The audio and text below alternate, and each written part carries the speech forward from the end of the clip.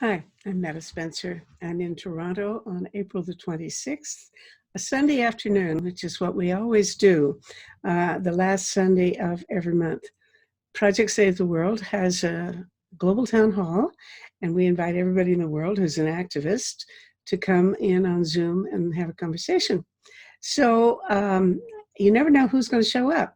And I was surprised that this time the only people who showed up were Canadians and mostly old friends of mine. But I wasn't surprised about the topic, which is that almost the whole conversation was about COVID, because we're in the middle of a lockdown. Everybody's confined to homes, and we're considering what's going to come of our lives when this is over and how we can go back to being activists. So I'm in the middle of a conversation with a man in Vancouver, Jase. I expect it'll roughly be every 2 weeks at this point in time. That the Rabble people will have like a webinar. Yes, exactly. Is your name Jase? Is that how you pronounce it? Yes, it is. Yes. Jase. Yes. And this is Evnur Taran, who is a member of the Peace Magazine editorial group. Oh, great. Evnur is just recovering from COVID-19. Actually, I didn't get tested and it was not named, but I showed all the symptoms and it turned to pneumonia. Even though I had pneumonia shot, I got it. But I'm one of the lucky ones. It's over, I think. I was diagnosed in the walk-in clinic. I was lucky to be seen a doctor, and they gave me heavy antibiotics. Right. I may have had it. I don't think I did, but I was at a mining convention that yielded Toronto's first known cases of it back in very early March, the March 1st to the 4th or thereabouts. 3 people tested positive. Chopping ice, I felt a little out of breath before I should have been, but I also have a minor heart attack in my history. So I'm surprised that I don't know that many people who've had it, but my friend John Delmar is in New York City, and he, that's where it's really bad. He says he's had 3 friends who died of it already, and he knows several other people who have it. And his aunt-in-law, I think his wife's aunt, is 91, has just been diagnosed with it. So you can pretty well expect that that's going to be curtains, which was not, I think, the case for the Spanish flu. It was the opposite. I believe that young people died of it then. The cytokine storms with the Spanish flu were quite different. It caused people's immune system to basically amplify to the point where it overpowered the body. So if you had a strong immune system with the Spanish flu, you were in kind of worse condition than older and younger people. I just passed on a bit of news or an interesting observation this morning to Facebook. A friend of mine, Fred Weir, is the Christian Science Monitor in Moscow. He said that the post-Soviet countries have all been much, much lower in the rate of infection and death from COVID than the Western countries. And he said it cannot be explained by any of the other things that you might try to explain it away with. But of course, I can't vouch for that. And he says he has no theory.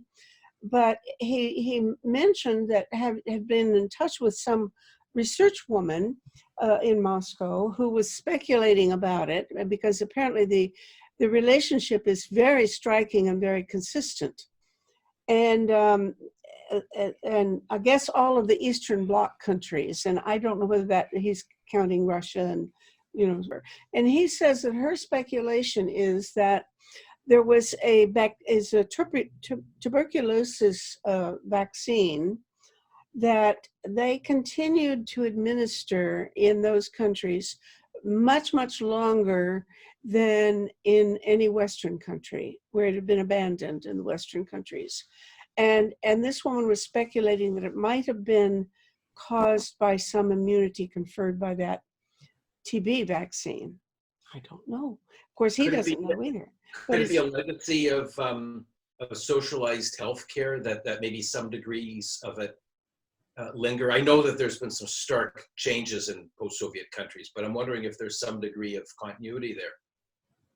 No, look, who knows? But from what I know about healthcare in those countries, it's not anything wonderful. I mean, they had it. Yeah, it was free and all that. But, I never heard anybody say that their medical system was anything, very good, or I don't know.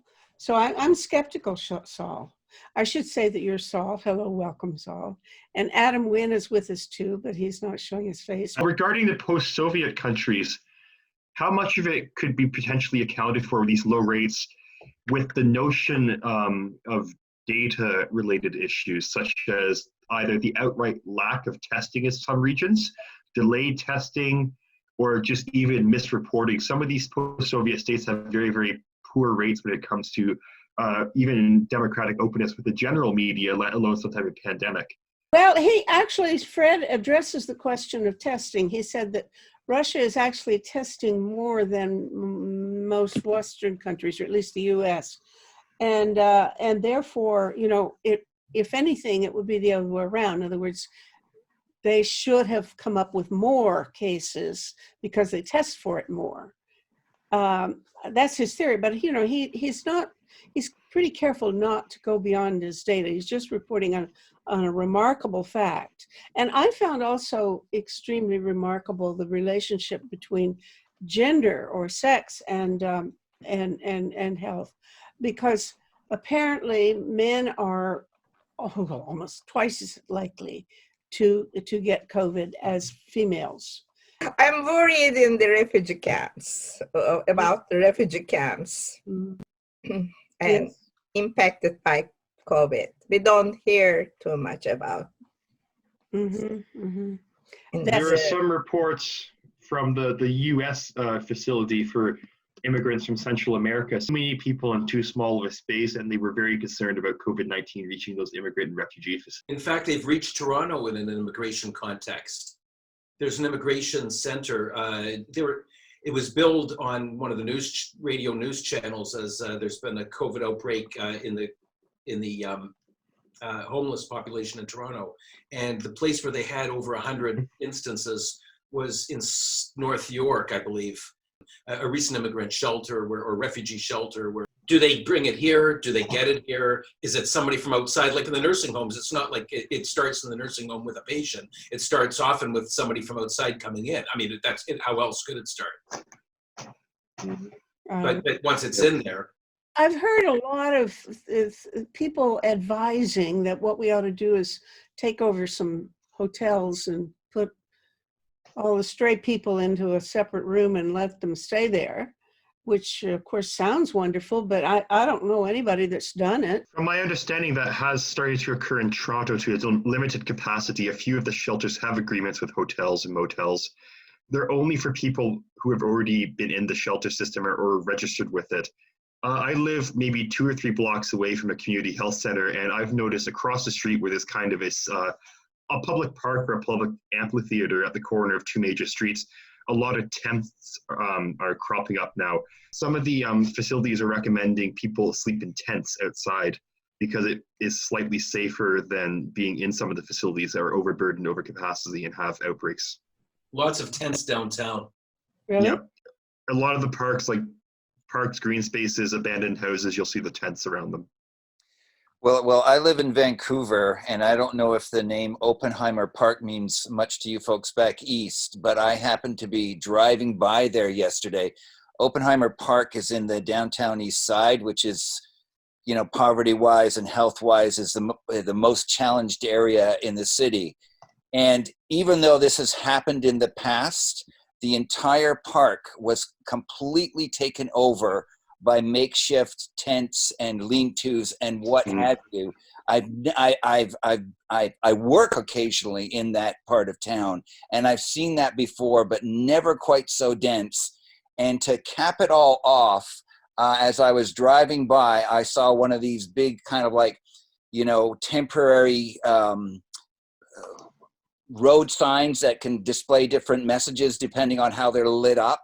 And it said something to the effect of COVID-19, keep 2 meters apart. And it just struck me as so ironic that this sign would be next to that park where keeping that distance is truly impossible. Mm-hmm. I could see a number of articles here from October and December about the tent city at Oppenheimer Park.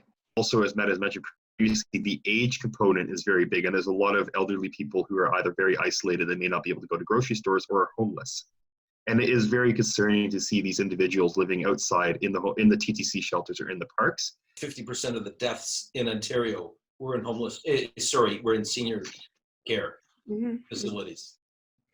Well, that must be a function of two things. One is their age, and the other is the density of the population and the difficulty of keeping them segregated. I have friends living in Christie Gardens, which is, of course, the high end of retirement homes. Each apartment there it's really quite elegant. Most people live extremely well. So that at the point I heard, it hadn't spread. The person I spoke to had said that was only one case in the building, and it's it's hundreds of apartments with many inhabitants. Of course, it's brought to light the problem with nursing homes in terms of the staffing. Some people working 4, 5, 6 nursing homes because they're all part-time and not paid all that well. Yeah. Especially in some of the more rural areas of the provinces as well, where there's nursing homes in smaller communities and they may not have the large workers or the large pool of workers to draw from if people get sick. Bobcaygeon, yes, that's right near my hometown, and that nursing home there had a huge outbreak. But it's shocking to hear there's communities without any ventilators, not enough physicians, and very limited healthcare resources. I'm surprised that so much has been made of the ventilators, as if that is the main thing you have to count on to save people. But then you look at the small print, and it turns out that 88% of the people in New York who were on a ventilator died. So, pinning your hopes on a ventilator. In fact, if I got sick and needed a ventilator, I would say don't bother, because, I wouldn't want to go through that torture. It's a very unpleasant experience. And the odds are very much against a person surviving. And I would love to hear people's thoughts about, how we're going to get out of this place. We are, what is our prospect and what should we do next? I think we're in a lot of places. That's the problem. We're in a lot of even conflicting places. We're in a civil liberties problem. We're in a human rights problem. We're in a personal freedom problem. We're in a security problem. We're in an economic problem. We're in a pandemic problem, health problem. I mean, I have to admit, my rear end hurts from the fence posts I'm sitting on, being torn in different directions. And every time I get the feeling that, that our democratic freedoms are being assaulted viciously. And, I see other things going on, like pipelines being built and the Environmental Bill of Rights being chewed away at in Ontario, dismantled temporarily while this emergency is underway. The only people I see protesting are people who scare me. Trump and the Tea Party, and that even here in Ontario, there's somebody with a "Make America Great" hat. Eventually, it may very well be true that more people will die of starvation because they don't have work than die of COVID. If we have to keep, everything locked down. On the other hand, I basically think, no, we still definitely have to be very careful and cautious about opening things up. And we may never get out. I mean, do you permanently shut down the economy every single time we have? Arguably, not a heck of a lot of people have died from this. When you really sit down and think about it, not a hell of a lot of people, global population-wise, have actually died from this.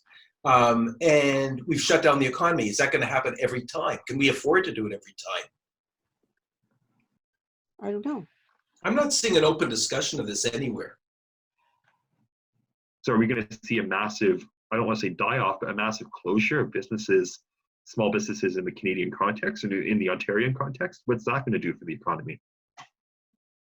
I'm thinking particularly of restaurants, because I don't see people going to restaurants in the future for a long time. Mm-hmm. I think that's really, but I love you dearly, Metta, but I'm not cutting your hair.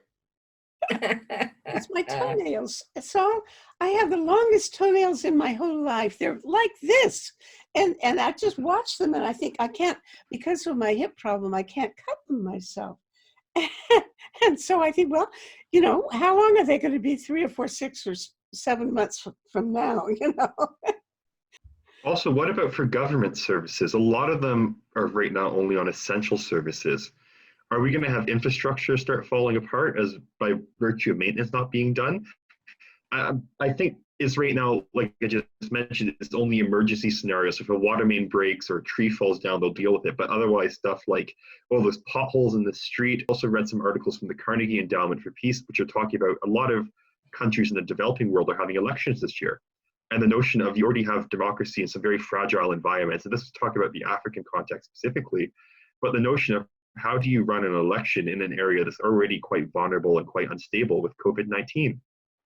Poland, I think today, Poland has elections today, I think, or coming up in few days. Yeah.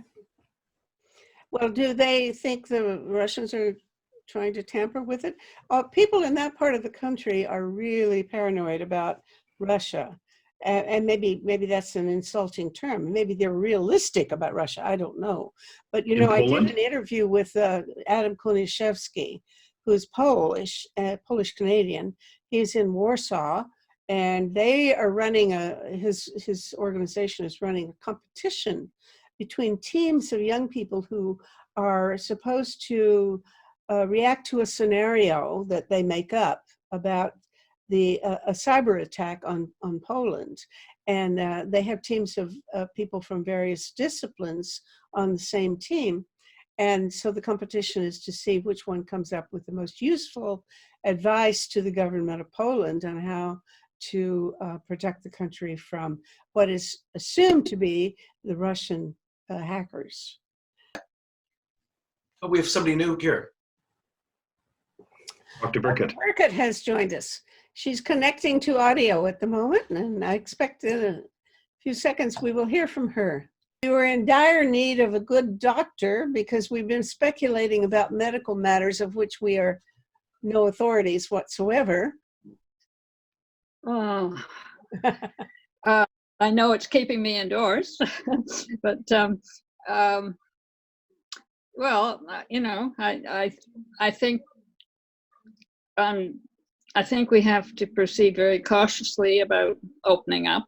I think probably for people's sanity, we have to a little bit, but and we have to listen to people with good credentials instead of some of the stuff we're getting. I couldn't, you know, I laughed my head off, but, you know, it's not funny. Injecting Lysol. I mean, you can't help laughing. I mean, the guy shoots himself in the foot, you know, really, if he'd shut up. And I think he may actually start. Somebody posted a fabricated image of a jar of Clorox chewables. Oh dear. Many. The USA, I think, is having an election quite soon. Even with the last election, there is a fair amount of reports of people waiting for hours on end outside of some of the voting facilities and traveling a fair distance to them. If social isolation measures are still in effect, how will the voting be undertaken in those scenarios where you can only have a limited number of people in the buildings? It's still quite an antiquated voting procedure, and it would be even more slow than it would be already. Now, I know Estonia has quite an interesting model for voting. They have an iVoting, which is their whole elections online. Every resident has a unique ID card. You can use it to securely access the computer system for voting. But then that opens up a whole issue of cybersecurity related matters. So I'm quite interested, not just in the US context, but other global contexts. How will COVID-19 impact elections and democracy in that? If you have social isolation measures, you're going to need a massive area for voting to take place because you're going to have everyone lined up 2 meters apart. Some of those facilities go through thousands of people a day. and especially in working class areas where people may only be able to vote after 5 p.m. I don't know what the rules are or how you'd go about changing the rules, but I would think that certainly all the Democrats would like to see us switch to, voting by mail or something. And yet I don't think they're going to get it, because I think, the Republicans, even Trump said, if we allowed that, then the Republicans would never win another election. And it was blatant, that's his motivation. You have that risk of, if they're going to postpone the elections, how do you ensure that it's actually a valid election once things return to normal? And if people are voting, how do you ensure it's done in a safe manner when there's already a very greatly limited healthcare system in a lot of regions? Some regions don't have COVID-19 yet, but you're also going to have a great deal of people moving around for the election as well, moving to voting stations, voting officials going between regions, that type of stuff. Mm-hmm. I don't know, maybe they can do over more than one day, and space people better. That might help if an electronic system isn't feasible. Maybe have the polls open for 3 days or something instead, and and I think I know there are mandatory rules, I think, in this country to allow people time off work to vote, aren't there? I'm not sure about the U.S., but maybe some relatively minor modifications might help in the interim. India has a model too, I think, where they bring the voting stations to within 2 kilometers where people are living, but they have that, it's like you just mentioned, that notion of multiple days to vote. So it's not one specific day, but it's kind of stretched out over a few week period. Mm-hmm. It's reasonable. Yeah. I was watching Fareed Zakaria this morning talking with Bill Gates, and they agreed on one thing that had surprised me. They said, not everywhere is it necessarily the case that staying home is the best way of keeping social distance. In fact, in some places, it's going to be impossible to keep social distance no matter what. And we've talked about with regard to the homeless people in shelters and so on. But they showed a section of Bombay. Fareed is from Bombay himself. And the slums there in Bombay, the people have, I think, I've forgotten how many people they have per square kilometer compared to New Manhattan, So, and so no matter what you do, if they stay home, they're no better off. They are really, really jammed in together in those places. Are those slums, or are those just general kind of non-slum neighborhoods? Because slums are another challenge entirely. We're going to start to see each other as toxic. People are going to see other humans as toxic. Mm-hmm. I think this, I told you about the fence post that's going up my rear end, or a series of fence posts. It hurts like hell. That's the most painful thing is sitting on the fence about so many things. It's so complex because it's crowding so many aspects of our lives. There's so many complications and so many contradictions. But I'm saying, for instance, Canada's Chief Medical Officer of Health, as soon as I'm reading online about WHO, World Health Organization, coming out with a statement that we don't necessarily have herd immunity with this, I'm seeing her coming out with a warning saying we don't have herd immunity with this. And I'm wondering, is she coming to those conclusions independently? What kind of thought is going into those conclusions? Or is she simply, a medically appointed parrot of that line? I'm not saying we should not take her seriously. So when I see everybody step in line, once an authority has spoken, I'm not sure how to take it. I think it's such a new virus, and there's so much uncertainty that people tend to follow whatever information they think is the most reliable. And I don't think there's any question that we haven't got herd immunity at the moment. And I don't know, she was writing up her report and she heard that sentence, and the night before, and she thought, well, I might as well put that in this time. And I don't think it's fake news or anything like that. I mean, I think the statement that the WHO or somebody made was more like, we don't know that people can't catch it again. That's right. That's how I understand it. The implication would be there'd be no herd immunity. That's right. And I'm not sure whether they said, we know that some people can catch it again, or many people can catch it again, or we just aren't sure. Do you know what they really said? What the WHO, I'm not sure what they said, but I think they said, we certainly don't have it at the moment, which is, makes a guess, but that makes sense to me. I think that would be because we haven't had enough people yet. What you have to have is a very large proportion of the population will have already caught the disease and recovered and can't catch it. Therefore, they're not in a position to pass it on. That is the number of numbers. But what I hear now, it's a different point, but it has some of the same implications, that they are not sure that people can't catch it again because they haven't been able to establish that antibodies are protecting people, much less that what unfortunately would be the implication. Some people say, I've caught the disease, now I want to give my antibodies to other people and keep them from dying.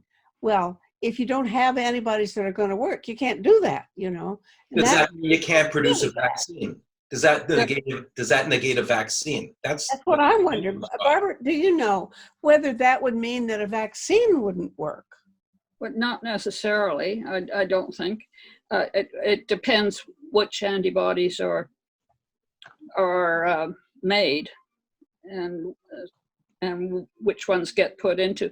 I mean, I think there's a clinical trial going on with people donating their serum to see how it works, and so I think that's another. We don't know the answer yet, so we won't know until there's been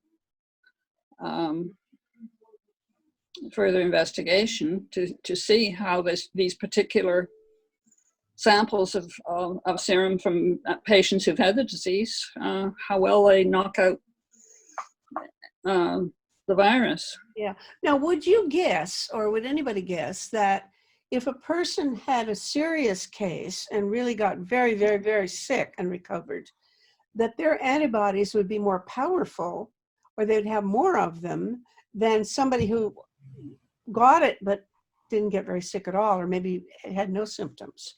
What would you expect? It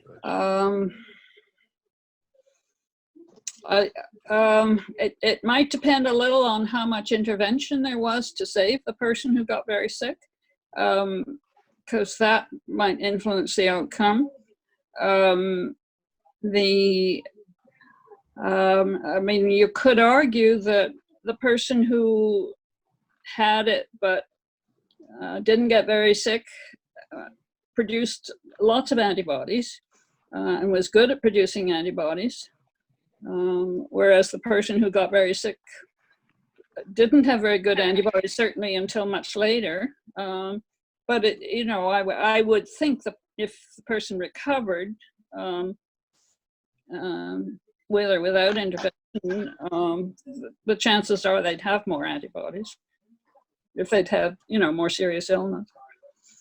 Now, the way a vaccine works, I'm not sure I understand, but I assume, please correct me, that if they give you this dead vaccine of dead cells or dead coronavirus or something, such that it stimulates you to produce antibodies, so that when you get the real thing, you're ready to handle them.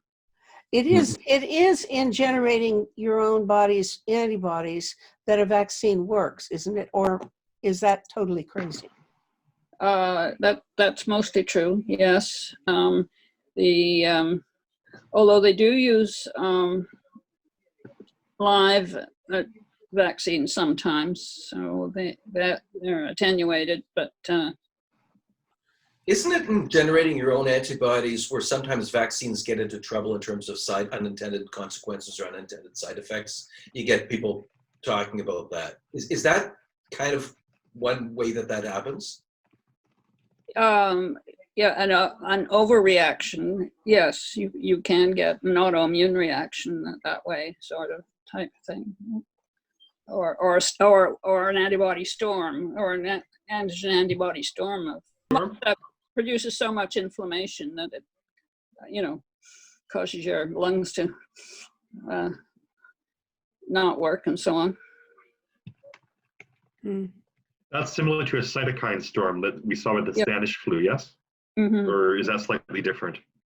No. What's a cytokine? It's something on the cell that produces inflammation. Oh.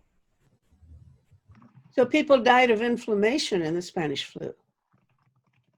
Go ahead. I thought it was amplified. The immune system kept amplifying itself to the point where it overwhelmed the body from inflammation and just general immune response. That's right. Yeah. That's what I'm trying to say. Yeah. So almost like a feedback loop of amplification. I didn't get it. Say it again. It does what? It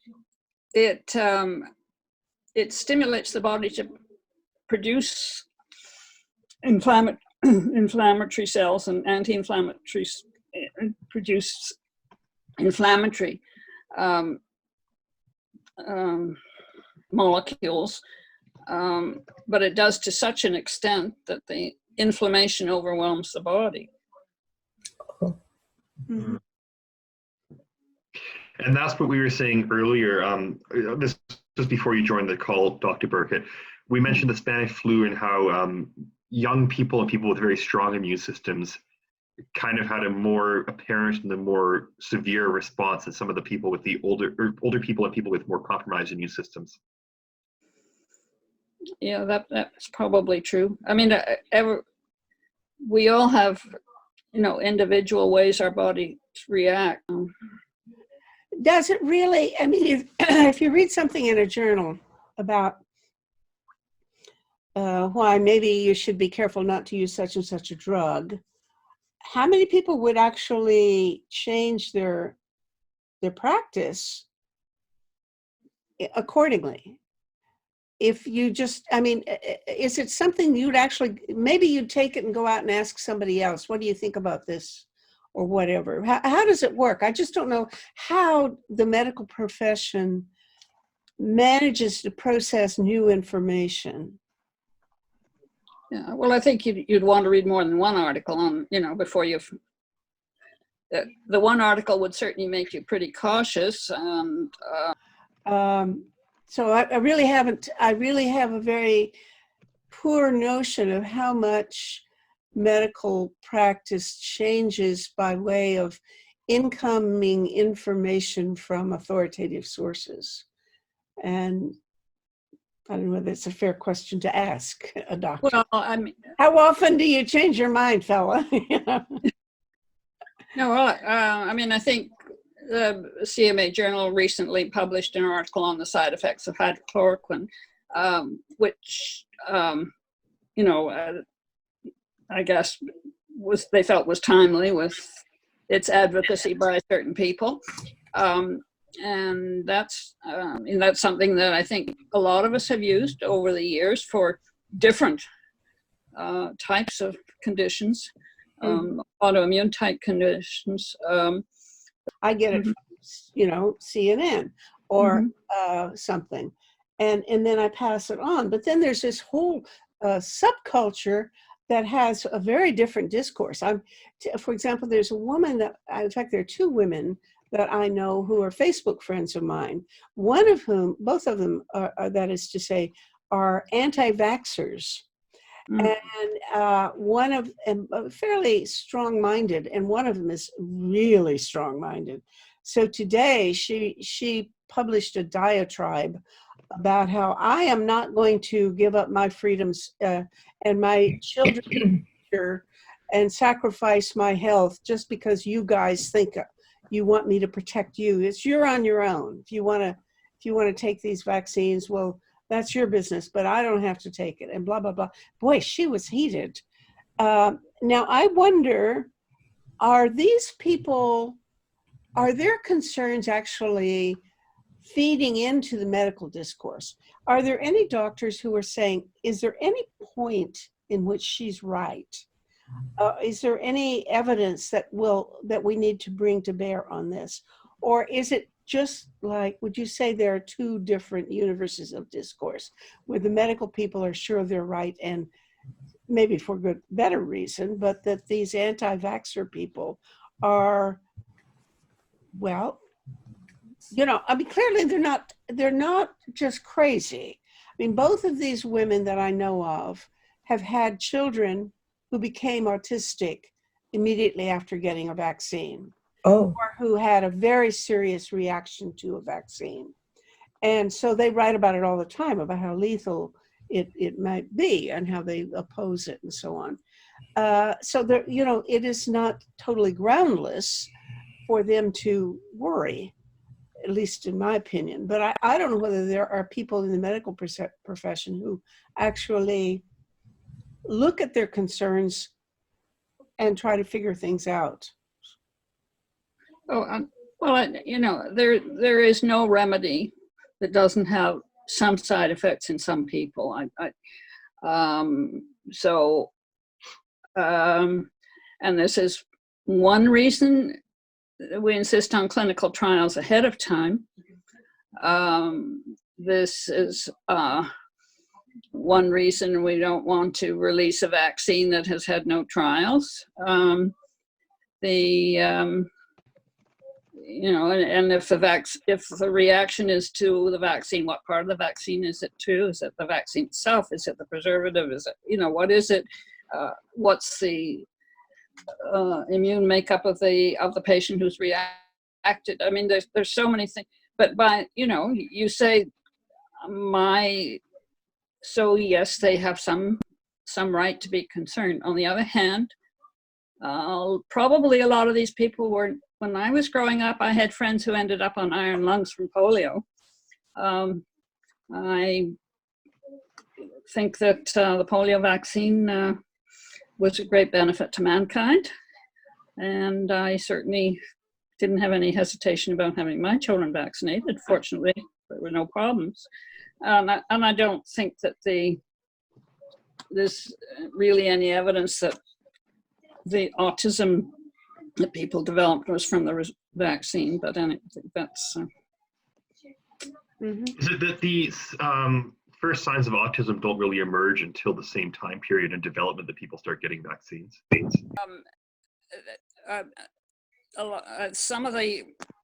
Quite a bit of the herd immunity has been produced by vaccines, that a lot of the anti-vaxxers are advocating for. So, my argument would be, well, I know you want herd immunity, but do you want to risk everybody else's health to develop it? So, without a vaccine. So, anyway, it's difficult, and you have to. You can't be dismissive with people who are concerned this way because they're genuinely upset. So. I think the thing, to bring it back to COVID, I think that the reason we're doing all this is not to stop COVID. It's to keep the healthcare system, the hospital system specifically, from imploding. I don't think so. I think... I mean, you will save some lives in the long term, but you're doing it by preserving the healthcare system's ability, the hospital system's ability to save lives. I think that's part of it. And I think there's maybe some people have a sense that we're actually fighting the disease, and I don't think we're really fighting it in that sense. At least, well, I think you're fighting it with individuals who get admitted and end up in the ICU. That's I mean, you could just say, well, why bother? They're old. Why not let them die? you get to a certain age, just let them die. I mean, I think there's an argument to be made at a certain point that if you really have a shortage, then I would say the people who are most likely to die, that's just basic triage, isn't it? The ones that are not going to live anyway, you want to let them go. They have to do some of that already, I think. Mhm. I think they've had to do that on occasion. Those decisions are already being made. I mean, they're not great decisions to make. No. It's not certainly something I like to watch or see, but that's what you decide. That's right, and unfortunately, they've had to make some of those decisions. I would make that decision for them. I would say, if you want to put me on a ventilator, just let me go now. Give me a morphine shot and maybe a double dose and sayonara. I mean, I think some people are making orders, ahead of time, so that the doctor doesn't have to be the one to make the decision. They can make their own decision ahead of time, if it still proves to be valid at the time. But it's difficult. Yeah, the Globe and Mail the other day argued that people should, this is the time to do it, folks. Talk to somebody and tell them what you want to do under certain circumstances. So I posted something on Facebook. Here's what I want to do, guys. How can you enforce a living will if you can't have somebody in the hospital to advocate for you, and they're triaging everybody and it's chaos and that sort of thing? I've got that in my will, that no extraordinary provisions be taken. First of all, does a ventilator constitute that? But on the other hand, even if it does, who's going to advocate for me in the hospital and for my wishes? Oh. Well, maybe you carry a copy in your wallet. But for one thing, and then the other thing you have to determine at the time is, do you still feel this way? I mean, you wrote this will 5 years ago. Do you still feel the same way? So I think there are several steps. It's not just a straightforward thing. Probably not everybody feels the way they think they're going to feel toward the end. I know my father had died of cancer, but he had to keep taking transfusions. And we were surprised. He kept saying, well, I'm ready to go. But in fact, when there was time for, either he was going to have another transfusion here or he would die that day, he would take another transfusion. So he kept taking 4 or 5 or 6 more later than we thought he would for somebody who said, I'm ready to go. So I think probably, I haven't really done a poll on this, but I suspect that most people are not too sure how they're going to feel about things when the time comes. I don't know. What do you think, Barbara? No, I think that's true. I think that's quite true. So as I say, it's good to have your will, but I don't think that can be accepted as the only. Are you on the telephone? No criteria. Mm-hmm. I think there has to be some assessment as to whether you still agree with what you wrote at the time. I don't want to change the subject because this is obviously what's really on our minds. And there's no question that this is what we have to deal with when this is on our minds. But we're all here as activists one way or another. I think all of us basically are peace activists. Anyway, what is this doing to our work as activists? And how do you think it's going to change the way our prospects of success, or how we can mobilize support for a particular, policy? How is this going to affect us, or how is it already affecting our work? Well, I would hope that it makes us realize that we're one world, and that countries have to get together and have solutions other than atom bombs and so on. Mm-hmm. On the other hand, there is always now an argument for stopping people to the border, which I wouldn't have tolerated that idea, been so open to saying immigration people should, take the temperature of somebody coming in, or things. My Polish friends got to Poland and then they wanted to go back to Switzerland, their home, but they can't. They're stuck in Poland because the borders are locked. So this is the anti-globalization effect. And is it going to have an effect in other ways on globalization, or the sense that everybody in the world is connected to everybody else? Mm-hmm.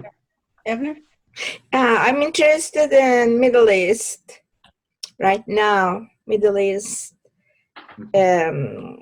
impacted by COVID, and refugee camps, particularly in Syria and Yemen. They are considered as a mini Wuhan right now. Terrible. I'm following all these. Which are the two that are mini Wuhans? Syrian refugee camps at the border with Iraq and Turkey. The camps. Yeah. They are devastated, and Rohingyas are terrible situation, impacted by COVID, not their regular, it's a plus their regular suffering. And I'm following all these, and if you come up with any webinar, Adam, would you please let me know about might be one or two Middle East. A note down just now, so if I see anything about the Middle East, I'll send it to you. Yeah. I also want to kind of circle back to the vaccine-related topic earlier. The notion of developing a COVID-19 vaccine, does that not have limitations in where it can be deployed by notion of, even right now with vaccine programs, thinking of the polio vaccine, general flu vaccine, other vaccine programs, of where that can actually be implemented? There's a lot of struggles with vaccinating people in Syria, Pakistan, even Nigeria, where Boko Haram was. So even if a COVID-19 vaccine is developed, how difficult will it be to implement it in remote and also politically sensitive areas? I don't know. This will be a very interesting part. Because like Ebola vaccine didn't work, did it? The what? Is one not still under development? Yeah, it takes too long to be sure that the vaccine is working. So for sure with COVID, it will take longer. Well, there was this problem that took place, I think, in Afghanistan, where the CIA was using the pretense that they were sending pollsters or something in to Pakistan, I think, for that one. What was it? If it's a scenario, if there's a scenario I'm thinking you're referring to, I think it was Pakistan, wasn't it? Or maybe it was Afghanistan. What scenario? Yeah, it was when they were on the hunt for what's his face, the bad guy that they finally got. Bin Laden? Yeah, right. They were sniffing around his neighborhood trying to get a sense of what kind of operation he was running there and whether it was really bin Laden or something. They saw people door to door trying to either offer vaccines to people or check to see whether they'd been vaccinated, something like that. But the very fact that they used this subterfuge was illegal, or certainly it turned public opinion against them. So you have a lot of Muslim, mullahs or, leaders saying, that they don't trust these people. If somebody comes, public health workers, if they come to your door, they're probably really CIA, which is really a bad thing, that they contaminated the public opinion in at least in those countries, so few countries. It's certainly not worldwide, but it had an effect. Yeah. Probably not too dissimilar from cases where police have infiltrated activist circles and have, gotten pretty deep into relationships with activists. In some cases, fathering children. That's happened. Yeah. Yeah, totally. It creates a whole level of distrust. Oh, yeah. Yeah, I'm trying to imagine the situation. Was it the child who was snooping on the father and spying on him, or vice versa? I don't know these stories that you're telling. No, are you talking about what I mentioned? There was a case in Britain where I'm trying to remember the activist groups, but a cop actually infiltrated to the point where he formed a relationship with one of the female activists, fathered a child, and then was found out. Uh-huh. Wow. That was pretty rough. It was written up in The Guardian. Well, there are many cases after, the reunification of Germany where the truth came out about the Stasi, and husband and wife. There'd be a person married somebody to spy on them and lived with them indefinitely, and then the spouse just found out afterwards. Whoa. I mean, that must be hard to take. How did that go over? Like, where did that go? I've got to go. I don't know how that movie ended. Bye-bye. I've got another meeting. Okay, thanks, Barbara. This is always good to bye. hear from you. By the way, Barbara, we have a meeting tonight of the... Yeah, I know. Thank you. Bye-bye. Bye. Metta, how did that movie end? Well, actually, there are many cases. It's not one story. I've heard it from various different dimensions, different accounts. Do you know Trudy Gouvier out in BC? No, she's in Saskatchewan or Alberta. She's a philosopher, and she went to Germany after the reunification with the idea that she was going to talk to people as they tried to handle issues like this, that they'd been betrayed by somebody in their own family. Not necessarily a paid Stasi member who was reporting on them, but that they were maybe sort of on the side reporting on their spouse or their loved ones. And so there were groups that formed, briefly, I gather, to talk about their history and their interpersonal histories. But she wrote an article for Peace Magazine about it, in which she said nobody admitted having done anything wrong. Nobody acknowledged or apologized ever. And she said, I don't understand that, because if I were caught having betrayed somebody and I wanted to go forward in any kind of relationship with that person, I would say I'm sorry, or I would acknowledge it. And she said, I can't understand why they continued to try to find justifications or excuses or rationales for what they did. It was about the size of it, and it didn't have a happy ending. Her story was very troubling because she was implying that almost nobody tried to clean it up. I don't know how you clean that sort of thing up. How do you clean? How to clean up? Look, a husband and wife. Wife suddenly says, "How do you clean that one up?" You begin by saying, "I'm sorry. I did it, and I'm sorry." And that maybe is tough. It may not work, but that's a starting point.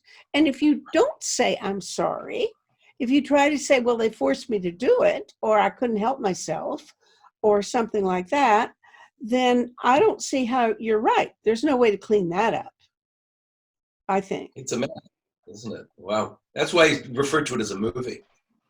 How does that movie end? What else are we missing? Does anybody else know of groups in Canada of people concerned about trying to create peace in the Middle East in particular? Mustafa Coach recently involved with this food subjects, because they're predicting the COVID will impact the food availability around the globe, and he's working heavily on this. I recently participate in his web Zoom conference in Turkish. It was very successful together with the university in Turkey. And he's heavily working on this because now the lack of globalizing and food trade between countries are showing some kind of future problems. Sure. I was reading or someplace heard an authority recently in the last day or two talking about the prospect of real famine as a result not of climate change in this case, but as a result of the fact that so many people are sick that they can't use the food or transport it, and the food, there will be a serious food shortage, maybe on the scale that you'd want to call a famine. So again, we see this connection between the various dimensions of these 6 threats that we have, you know, these global threats. I mean, I had not previously thought of the connection between pandemics and famine. You know, you see the connection between war and famine. You see the connection between global warming and famine, but I hadn't thought about pandemics as a source of famine. And yet, probably we better highlight this because it is very crucial right now. They're not talking about Central America yet, but South Asia will be affected heavily. Now, when you say Mustafa is involved, I haven't spoken to him in ages, but you say he's involved with work about foreseeing food shortages. Yes. Is he talking, is this a global issue, or is he specifically looking at the Turkish situation? Turkish, at the Zoom conference, he was talking about Turkish, but I assume because Canada will be affected. Do you mean supply chains? Supply, it will be affected with by Corona. It is already, but it will be worse. This is what Mustafa Koç thinks. Maybe you better talk to him. He's working on that. Yeah. Good to meet you both. So would you like me to get in touch with Mustafa Koç, or you will do it yourself? Oh Lord, I don't know. I probably won't get around to it, frankly. But if you know, keep me posted. It might be possible to send somebody to potential for an article about it. Or maybe you should do it. Why don't you do the article? Oh, I will be delighted. Okay, I will work on that. About the connection between the possibility of COVID and the possibility of famine. I think we definitely want that, because I think that is a good, important topic, don't you? Oh, okay. So I can expand on that. Perfect. Okay. All right. See you, folks. Thanks a lot. Bye-bye. Bye-bye. Stay safe, everyone. This conversation is one of the weekly series Talk About Saving the World, produced by Peace Magazine and Project Save the World. Please visit our website at tosavetheworld.ca, where you can sign the Platform for Survival, a list of 25 public policy proposals that, if enacted, would greatly reduce the risk of 6 global threats to humankind. Come back next week for another discussion of a serious global issue.